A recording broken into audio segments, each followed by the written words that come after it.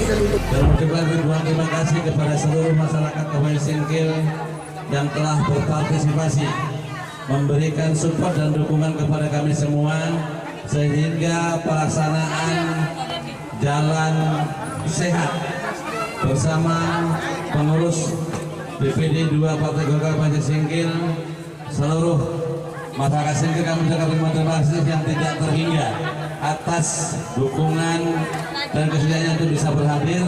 Semoga dukungan ini bisa menjadi dukungan yang baik. Oh gitu. Oke. Oke.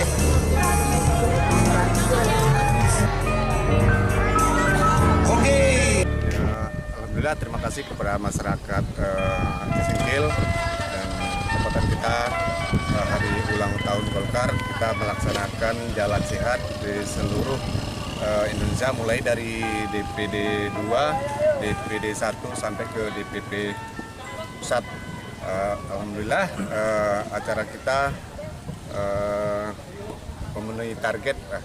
Kita bilang udah melebihi kapasitas. Target kita luar biasa, antusias masyarakat untuk bisa mengikuti jalan sehat yang kita laksanakan dari DPD 2 Partai Golkar.